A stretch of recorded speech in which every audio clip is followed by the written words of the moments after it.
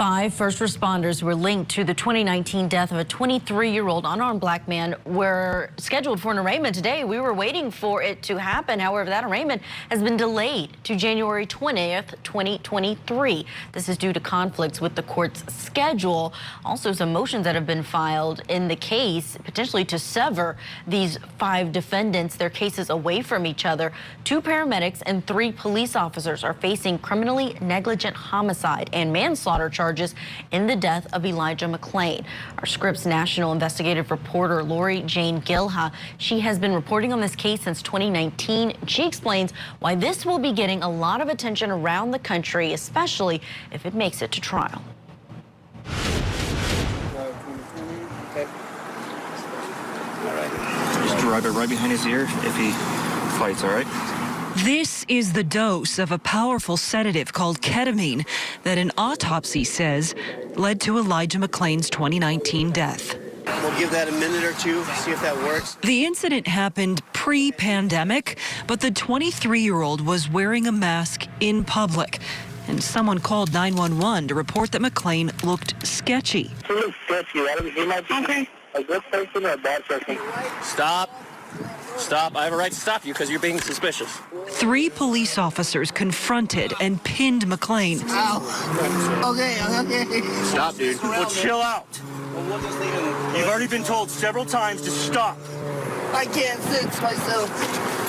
Ow. And paramedics sedated him with that ketamine injection. The drug is used in hospitals during anesthesia procedures. But outside of a hospital, paramedics use the dissociative medication as a sedative to calm agitated people.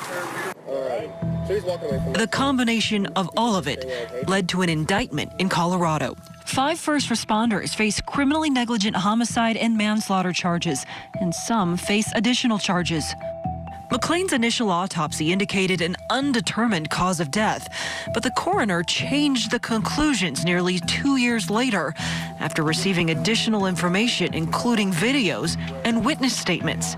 An amended autopsy now blames complications of ketamine administration following forcible restraint and says McClain would most likely be alive had he not received the ketamine injection. Have you used ketamine in the past?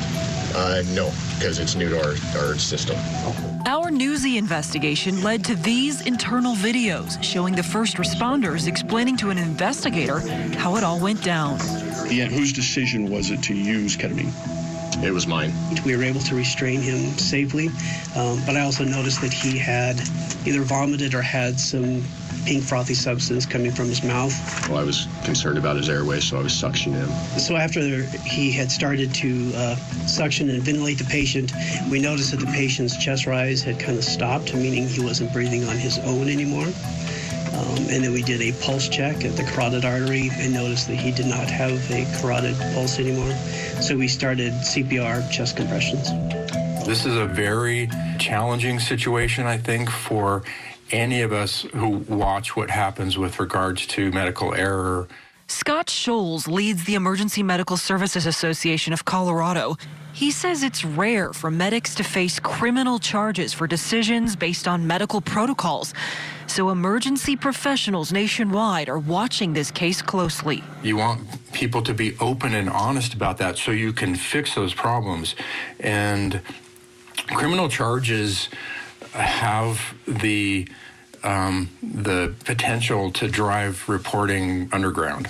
Colorado no longer permits paramedics to use ketamine for agitated or combative patients in a pre-hospital setting, but our Newsy investigation found most states do. A months-long Colorado review panel found the drug is safe if used properly and monitored closely by properly trained and qualified paramedics. But certain adverse events can happen when patients who may not have a medical need receive the medication anyway. Put another way, the panel found the problem isn't with the drug. The problem is that sometimes medics are giving it when they shouldn't be.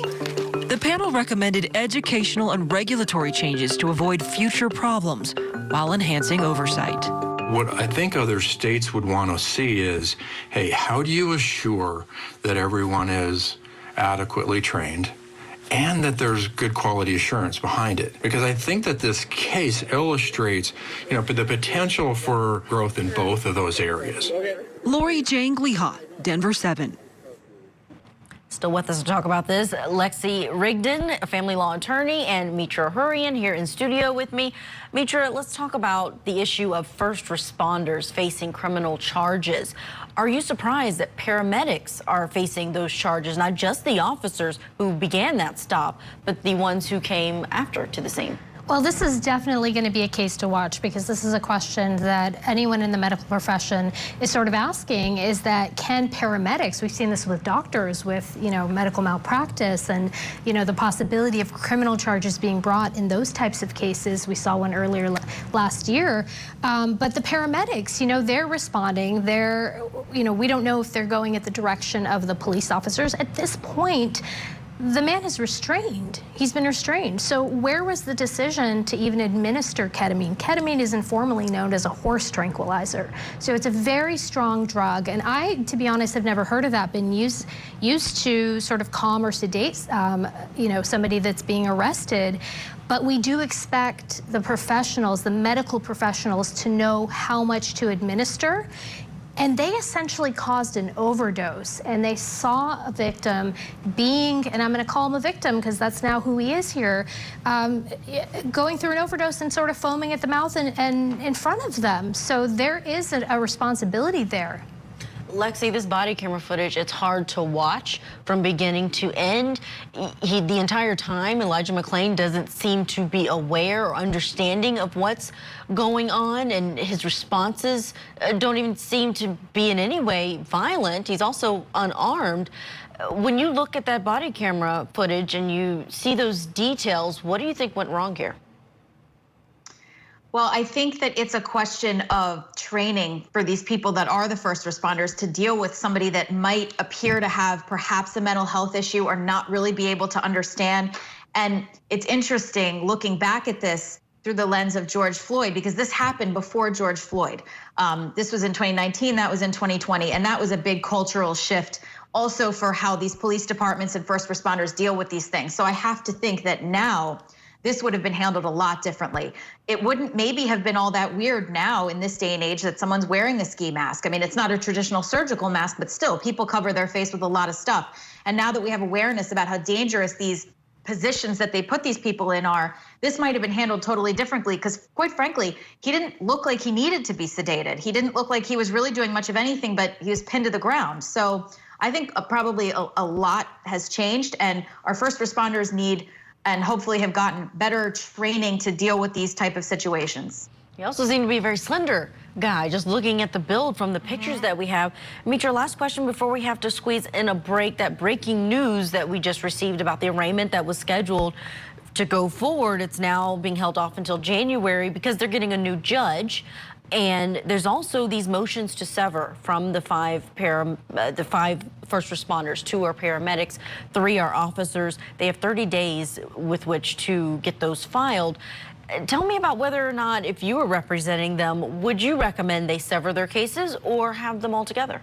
I don't think that this is a case that necessarily warrants severing. I would want to sort of have a collective liability here instead of my client having the sole potential for a sole liability, because everyone was sort of involved. How do you pinpoint the one person that was responsible for this happening? It sounds like this was a collective decision. I can't imagine one paramedic went rogue and said, let me give this, let me sedate this person and use this much of this drug.